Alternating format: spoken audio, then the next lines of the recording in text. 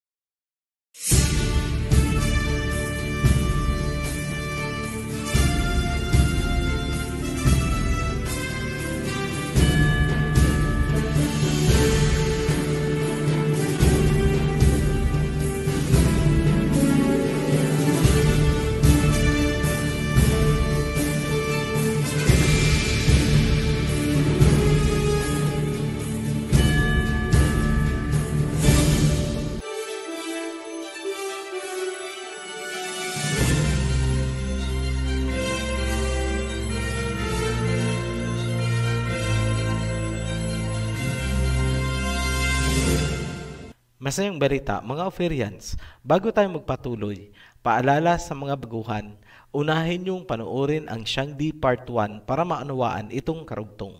Ipagpapatuloy natin dito ang Shangdi Part 2. Marami kayong makikitang definitions ng Shangdi mula sa mga Protestants, Jesuits, Christians, etc. Itong mga outsiders ang nagdudulot ng kalituhan sa totoong kahulugan ng Shangdi. Ngunit, makikita natin ang totoong kahulugan ng Shangdi sa invocations na ginagamit ng emperor sa panahon ng kanilang paghahandog. Bago natin talakayin ang tungkol sa paghahandog, nais naming klaruhin na ang Shangdi ay hindi po nauugnay sa paganism. Ngunit, pilit lang itong iniuugnay ng mga religions sa kanilang Christian belief and doctrines. Noong Ming at Shen Dynasty, ang Jesuit priest na si Matteo Ricci, sinimulan niyang i-apply ang concept or identity ng Shangdi sa Christian conception of God. Tila ba hina-hijack ang concept mula sa original Shangdi at inilalapat sa Christian doctrine. Dahil dyan, pumalag ang followers ni Confucius. March 19, 1715, naglabas ng edict si Pope Clement at sinabi niya na dapat Tianzu at hindi Shangdi ang gagamitin ng mga Catholic sa China. Noong pumasok naman ang mga Protestants, ipinasok naman nila ang Shen or God bilang acceptable substitute sa Shangdi, meaning unti-unting matatabunan at mawawala ang Shangdi. Ngunit dahil sa pagiging communist ng China, napigilan ang tuluyang pagkakawala ng Shangdi. Kaya pasalamat din tayo sa form of government nila na alagaan ang Shangdi na huwag makurap nitong mga Babylonian religions. Sa kasalukuyan, ang salitang Shangdi at Chan ay tumutukoy sa universal deity or supreme being na walang kaugnayan sa Christianity. Sa ganyang paraan, hindi nakurap nitong Babylonian at Greek religions ang Shangdi ng China. Ngayon, literally, ang ibig sabihin ng Shangdi ay the heavenly ruler. Matatagpuan yan sa recitations na ginagamit sa border sacrifice. Nasusulat din yan sa Statutes of the Ming Dynasty, AD 1368. Makikita mo lamang kung sino o ano talaga ang Shangdi para sa ancient China kung uunawain mo ang nilalaman ng kanilang invocation. Ganito siya nasusulat. Of old, in the beginning, there was the great chaos without form and dark. The five elements, planets, had not begun to revolve, nor the sun and moon to shine. You, O spiritual sovereign, first divided the grosser parts from the purer. You made heaven, you made earth, you made man. All things with the reproducing power got their being. Genesis chapter 1 po yan. Sa simula ay kadiliman at ang spirit ay nagpapalutang-lutang. Then, Nilikha niya ang kalangitan, ang mundo at ang tao. Yan po ay Genesis. Yan ang ginagamit na papuri ng emperor sa Shangdi. So, ano pala ang Shangdi para sa kanila? Creator, the supreme being. Yan ang totoong kahulugan kung ano ang Shangdi para sa ancient Chinese. Ngunit, ginagawan nitong mga Babylonian religion ng kakaibang definition upang palabasin na ito ay pagano. Sa madaling salita, lilituhin nila ang mga Chinese. Sasabihin nila na yang Shangdi ninyo ay pagano, lumipat kayo ng relihiyon sa amin. Sa tingin namin, ganyan din ang nangyari sa salitang Yahawa. Ginawa nilang Yawa, tapos sinabing sa demonyo daw. Marami po kaming comments na nababasa na ganyan ang sinasabi. Naklaro na natin na ang Shangdi para sa China ay sinasamba bilang creator of heavens and earth, isang spirit, the most powerful of all. Kung kaya nagpapatira pa sa kanya ang Chinese emperor, yan ang buong essence ng pag-aalay nila ng handog na tinawag nilang border sacrifice. Itong border sacrifice ay isang magara, elaborate at solemn na seremonya na ginagawa ng emperor para sa Shangdi taon-taon. Sa seremonyang ito, nagpapatira pa ang emperor bilang pagpapasakop habang nire-recite naman ng orator ang ceremonial invocation. Kasunod niyan ang pag-aalay ng isang piniling calf na walang dungis o without blemish bilang burnt offering o sinunog na handog. Ngayon, China nga ba ang sinasabi sa hula ni Prophet Isaiah? Tingnan natin. Ginamit ni Prophet Isaiah ang mga Ethiopians bilang susi upang ilarawan at matukoy itong bansa na maghahatid ng handog sa Elohim. Lahat ng descriptions na ibinigay ni Prophet Isaiah ay tumutugma at nagtuturo sa China. Recap po natin. Una, ang ugnayan ng Ethiopia sa China. Yung masalimuot na pinagmulan. Hindi lingid sa atin kung ilang civil war ang pinagdaanan ng China bago nila na itayo ang kanilang bansa. Hindi rin lingid sa atin na ang Chinese ay inaapak-apakan at madalas na didiscriminate. Ngunit sa kabila ng lahat na yan, sila ay naging powerful at kinatatakutan. Ang lupain ay tumutugma din na sinasabing nahahati-hati ng mga ilog. Sa lingwahe, kakaiba ang lingwahe nila. Ngayon, inilarawan din ni Prophet Isaiah na ang mga tao ay matatangkad at may makikinis na balat. Lahat po yan nag-qualify ang China. Dalawang pamantayan na lang ang kailangan nating talakayin. Ayon kay Prophet Isaiah, may mga tatagpasin na mga sanga or shoots itong bansa. Ginawa ba yan ng China? May tinagpas ba sila? Sino ang tinagpas nila? Para maunawaan natin kung ano itong sinasabi na pagtatagpas na gagawin nitong bansa, may kailangan po tayong balikan. Sa mga napanood na ang bahaging ito, o kaya alam na ninyo itong bahaging ito, please bear with us. Para po ito sa mga baguhan na hindi napanood ang pagtatalakay natin tungkol sa Hebrew ancestry. Maiksi lang po ito. Simulan natin kay Eber. Si Eber ay descendant ni Shem na anak ni Noah. Si Eber ang pinakaama ng lahat ng Hebrews sa buong mundo. May dalawang anak itong si Eber, sina Peleg at Joktan. Mula kay Peleg ang Israel ni Jacob.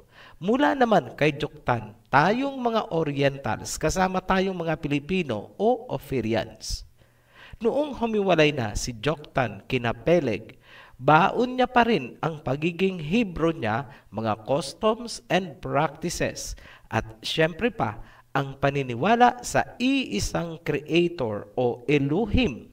Ngunit dahil napahiwalay na nga, hindi gaanong lumitaw sa Biblia ang naging kasaysayan ng lahi ni Joktan. Ngayon, tulad ng dapat asahan, ang tanging alam ng lahi ni Joktan ay sumamba sa isang Elohim ang pinakamakapangyarihang may likha ng buong sanlibutan. Kasama doon ang pagbibigay ng handog na sinunog. Hindi niya alam ang mga detalyadong practices ayon sa covenant dahil mahabang panahon siyang napahiwalay sa lahi ni Peleg bago pa man isilang si Moses. Yan ang paliwanag kung bakit walang alam itong lahi ni Joktan sa pamamaraan ng pagsamba na ginagawa ng mga Israelites. Yan po tayo. Ngayon, may katangi-tanging paniniwala at kaugalian na napanatili. Yan ang pagsamba natin sa iisang Supreme Creator ng buong universe.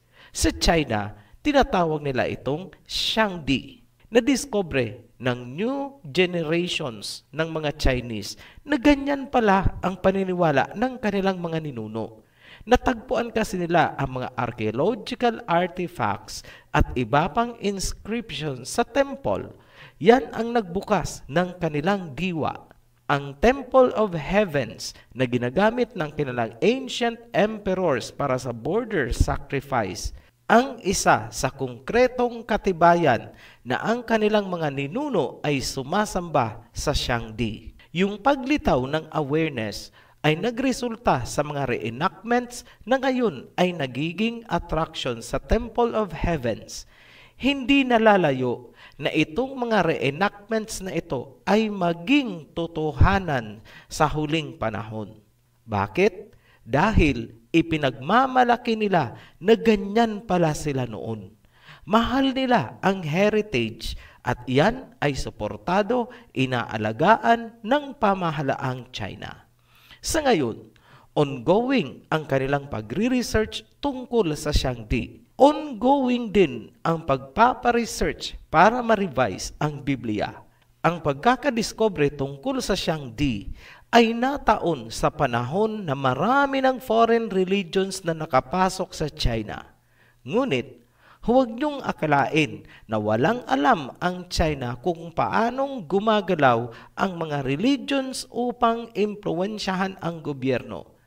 Kung kaya, anong hakbang ang ginawa ng Chinese government? Tingnan natin kung tutugma ba sa salita ni Prophet Isaiah. Verse 5 hanggang 6, Isaiah chapter 18 pa rin. For before the harvest, when the blossoming is over, and the blossom becomes a ripening grape, he will cut off the shoots with a pruning knife, and tear away and remove the branches. They will all be left for the birds of prey on the hills, and for the wild animals of the land.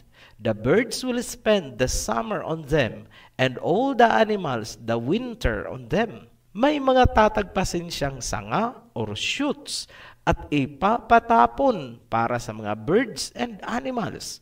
Hahayaang mabulok winter hanggang summer. May ginawa ba ang China na pwedeng maging kahulugan ng sinabi ni Prophet Isaiah? Meron. Historical po yan. Tinagpas ng China ang mga foreign religions na pumapasok sa kanila. Pinademolish ang mga simbahan nitong mga religions habang ipinaparevive naman ng China ang tungkol sa Shangdi at ang pagpaparevise ng Biblia. Siyempre pa, sa paningin itong mga nabubulagan, masama ang China. Kaliwat kanang pambabatikos ang ginawa nila. Lahat issues about human rights and religious freedom. Ngunit, ito ang tanong. Tama lang ba ang ginawa ng China? Para sa Ophirian, yes. Pinoprotektahan nila ang katotohanan at nais nila itong maibalik sa kanilang bansa. At ano ang posibleng sumunod na mga mangyayari?